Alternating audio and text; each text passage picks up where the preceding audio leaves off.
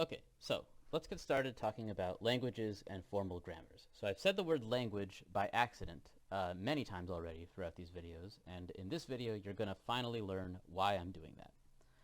So what is a language? Well, it's what you think it is. Any set of words over an alphabet can always be viewed as a language. Now, when I say words here, um, I'm really, it depends on the alphabet. The alphabet doesn't have to be symbols as you think of symbols typically. The symbols could be words, and then the words could be sentences. And an example of that is let the alphabet be the entire English dictionary. So basically, every word in the English dictionary I am interpreting as a single symbol. And so the words now are going to be assemblages of words in the dictionary. That's totally fine with this definition, right? The alphabet here is flexible enough that the language could be a set of strings that represent like single things, or they could be entire sentences, right? So, the English language is the set of all grammatically correct sequences of symbols from this alphabet. So, again, a symbol I'm referring to as a word in the English dictionary. And then the word, the use of the word here, refers to a sentence. So, and just to kind of make this clear, um, any finite sequence of symbols from an alphabet is either, I'm always going to call it either a word or a string. And I've been doing that already, but I just wanted to make that kind of precise. When I say string, I'm referring to a sequence of characters over an alphabet, and that alphabet could be anything. It could be Greek letters, it could be digits, it could be the English dictionary. It really is just a set of things, a set of symbols of some sort, right? Um, so the next question we need to ask is what does it mean to be grammatically correct? So the English language is not just any language. It's a language that's specified by some kind of set of grammatically some grammar of rules. So a grammar is any system for specifying not random, specifying words in a language. I don't know why I wrote random here.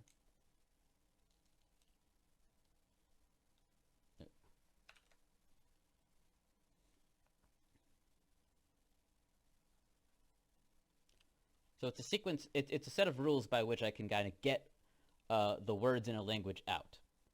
So so a formal grammar is going to be defined. It's a thing you can define mathematically, and that's what we're going to do. So here's what's involved in defining a formal grammar. Now, the English language is arguably not specified by a formal grammar. Formal grammars can maybe only specify like uh, kind of crude approximations of the English language because the English language is fluid and changing as people use it differently. But a formal grammar is a more rigid thing. It's a set of rules that are kind of more clear cut. So it's defined mathematically in the following way. First, we have an alphabet that's familiar to us, and just as before, it's going to be finite. So this is hopefully nothing new. Some set of symbols, right? The new thing is going to be that each symbol has a type. Each symbol is either a terminal symbol, and the set of all terminal symbols is what I'm going to denote T, and I'm going to use lowercase letters to denote those symbols, and non-terminal symbols. And those are going to have uppercase letters, and that's going to be the set N. So basically the alphabet sigma is going to basically split into two components. There's going to be terminal symbols and non-terminal symbols. And then one of the non-terminal symbols is going to be a special start symbol, and it's going to be denoted S. And so the idea here is that we're going to start with the start symbol S. And then we're going to, from S, we'll be allowed to replace that basically we'll be able to, non-terminal symbols are called that because we can replace them with other strings, which might or might not include terminal symbols or non-terminal symbols. But then basically starting with this non-terminal symbol S, we follow rules in order to replace S with new strings, and then replace parts of the new strings with other new strings until we finally have a string in which there's no non-terminal symbols, and then we'll have a word in the language. So the non-terminal symbols are kind of a means to an end. The words in the language will actually be entirely terminal symbols. So that probably was a lot to take in, but don't worry, we're going to be doing examples of this. So we have this alphabet. It's split into the terminal symbols and the non-terminal symbols. And then the second big component is we have a set of rules.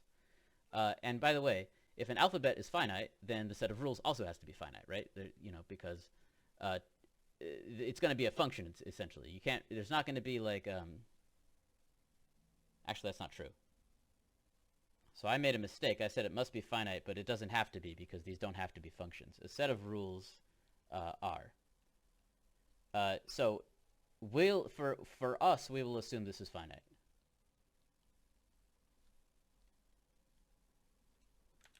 But that's a big assumption. That's probably the main thing that makes it so that the English language in all of its complexity doesn't necessarily have to be a formal grammar. But for a formal grammar, a mathematical definition of a formal grammar, we're going to assume that this set of rules is finite.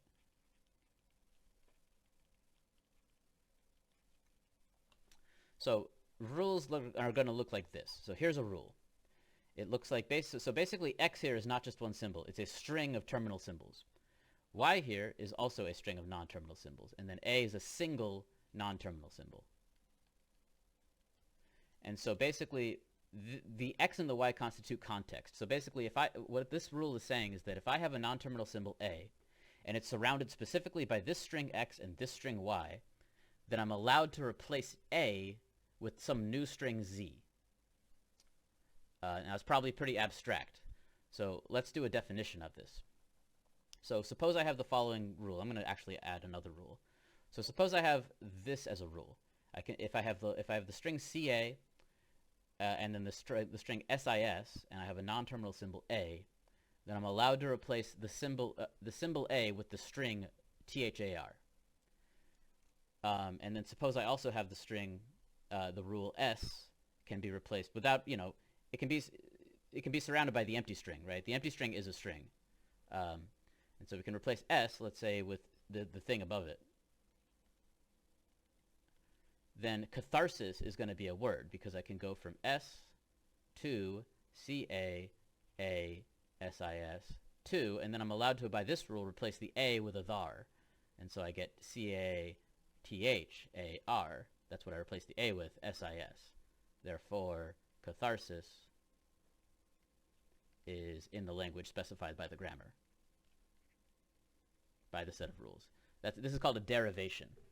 So basically, following the rules from the start symbol S, I'm allowed to basically replace strings with other strings. It can be context sensitive, but it doesn't have to be.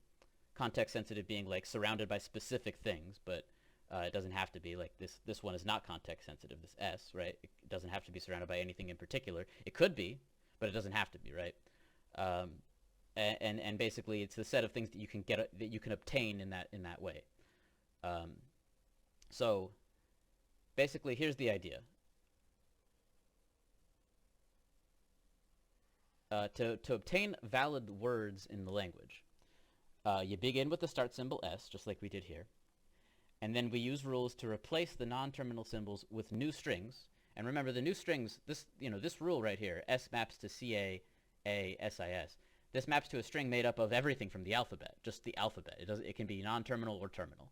So we started with the start symbol. We used rules to replace non-terminal symbols with entirely new strings, and then we just keep doing that until we finally obtain a string that has no non-terminal symbols. And then that resulting string is going to be thought of as a word in the language. So this is an explanation of what I wrote down already.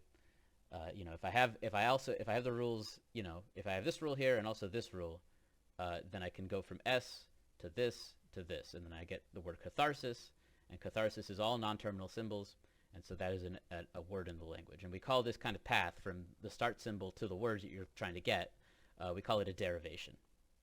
And so the language generated by the grammar, I'll go ahead and say this here. So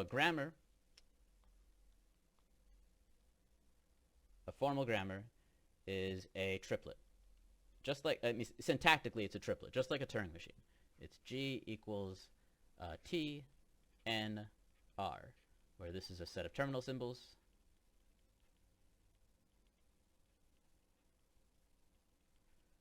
Non-terminal symbols.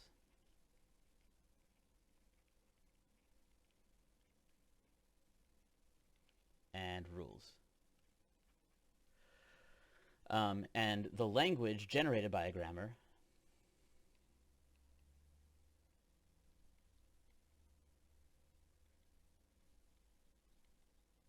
is the set of all words, the set of all strings the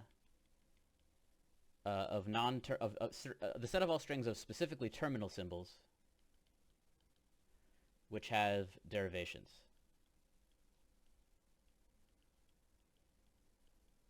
from G. So it's the set of all of the words that you can kind of derive using the rules from the start symbol. So we call that, so a grammar, a formal grammar generates a language. And the language, remember, and so the language is clearly an infinite set most of the time, right? So let's do some examples to make this clear. I'm doing things a little differently, as you can see. I wrote all this stuff out in advance. I don't know. You can tell me what you think of this, doing it this way versus doing it the way when I write everything down in advance, or me not doing that. You can tell me which one you like more. So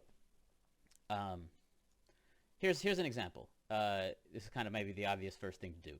Let's make a toy model of the English language. Okay, so again, G in order to specify a grammar, we need to specify the terminal symbols, the non-terminal symbols, and the rules. And so the terminal symbols, I'm just going to make it the entire Merriam-Webster English Dictionary. All of it. Every single word in there. It's just, I mean, that's a finite set, right? It's allowed to be. So that is a perfectly valid finite alphabet.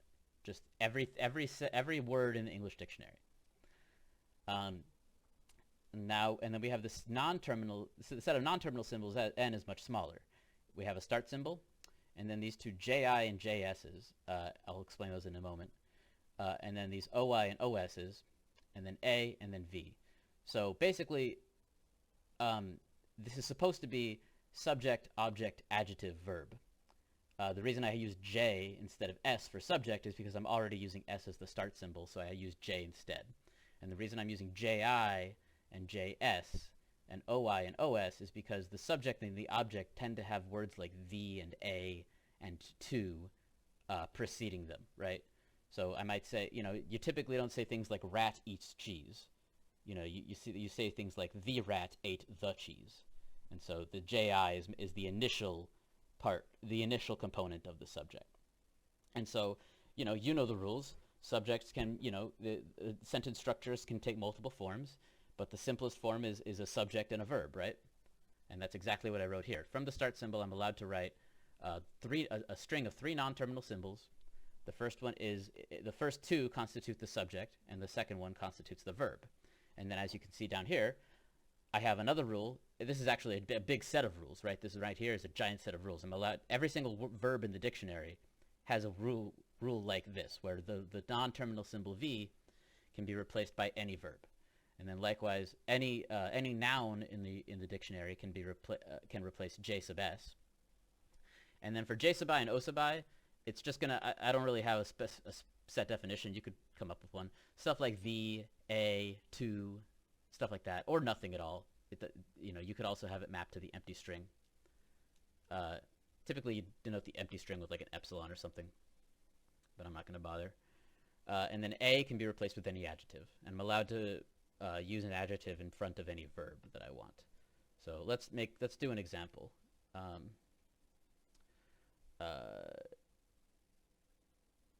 How about we start with S? I'll just do the one I just said, the rat ate the cheese. Or maybe, yeah, so I can replace S with the middle one, J-I-J-S, V-O-I-O-S. And then I can replace the J-I and the J-S with the rat. And then I can replace the V with 8. And then I can replace the O-I and O-S with the cheese. Right, the OI is replaced with the OS is replaced with cheese. And now I have an entire string of all non-terminal symbols. Right, all non-terminal. So therefore, the rat ate the cheese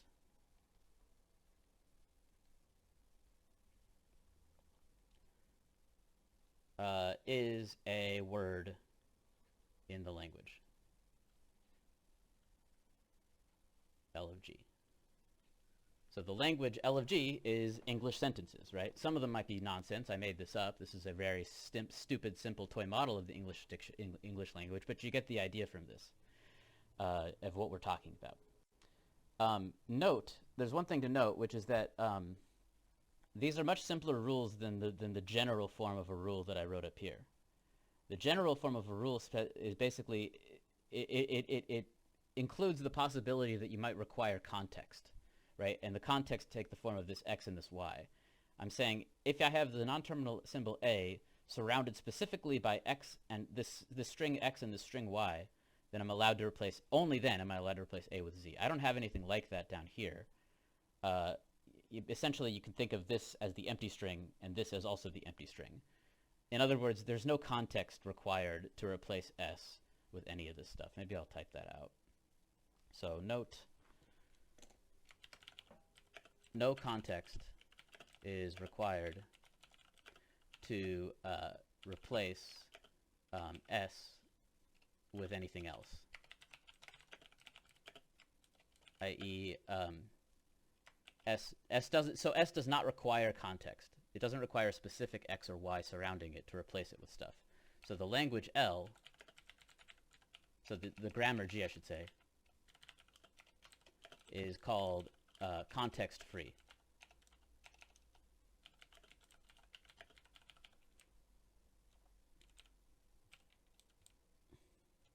And so the context-free grammars are so this is technically not this is a formal grammar, but it's also a more specifically a context-free grammar, which is a special kind of grammar.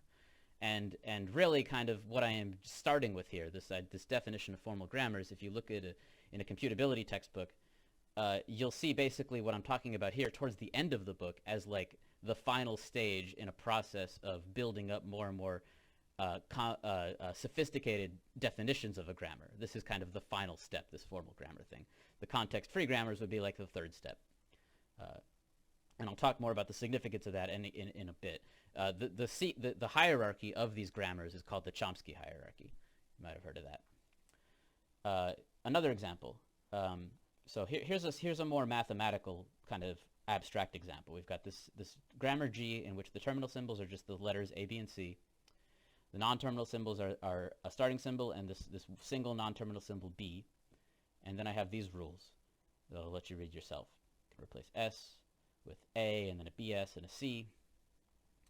And I want to do an example in which I ask the question, what is the language generated by G? Let's figure out what this actually is. So let's just do a random derivation.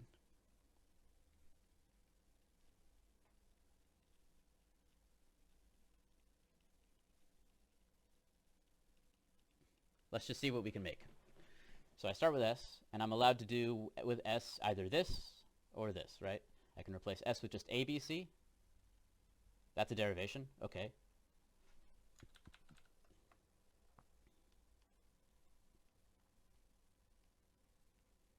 So ABC is in the language. That's obviously pretty boring. Let's do one where you don't replace it with all terminal symbols, which is this one. I'm allowed to just replace S with ABC, in which case if I did that from the beginning, then I'm done. But I'm also allowed to replace S with A, and then a B, and then an S, and then C. And now I'm not done. This is not a string in the language because it still has non-terminal symbols. So what do I do next? I want to replace this with, well, what can I do? Well, I can replace the S with ABC. Maybe let's just do that. So I just replace this S with ABC. And now I have a single non-terminal symbol left. But it looks like I can't just replace it with non-terminal symbols. But what I can do is I can replace this BA with AB. So let's just do that. And the reason I did that is because now I have this B, lowercase b here, which I can replace with all non-terminal symbols. So I can replace this AA with, I don't replace AA with anything. I just replace B and then B with BB. Yeah. Okay, so this is what I end up with. And I think we're starting to see a pattern. So seems like the language given by the grammar G is equal to the set of all like A to the N, B to the N, C to the N, where like some string of N many A's and then the same number of B's and then the same number of C's, such that N is in the natural numbers. So i.e. strings of same number of A's followed by same number of B's followed by C's, right? So that's what that is. It seems like that's what this is. Let's see, just to make sure of that, let's do one more. Let's try to do 3 A's and 3 B's. So let's replace S with the only thing that's viable to do it with, which is A, B, S, C. And then rather than replace S with A, B, C, let's just do one more. Let's just replace S with another A, B, S, C. And then I still have a C here. And then, now I'll replace S with A, B, C. It seems like if I want one more A, B, and C, I should probably do S just one more time. So let's cap it there. So let's just leave those alone. And then A, B, C, C, C. So it looks like I have 3 C's. That's nice. And now I'll kind of do what I did before, where I place this BA with AB, this BA with AB. So this is A, B, and then I've also replaced this BA with AB. Right? Yeah.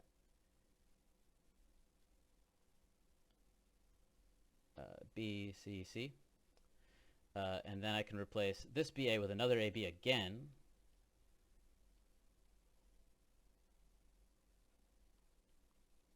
And then finally I can deal with the B's now, because this gives me, I can replace BB, as you can see, with just like this lowercase BB. So this gives me A, B, B, B, C, C, and then finally I can replace this big B, little b with A,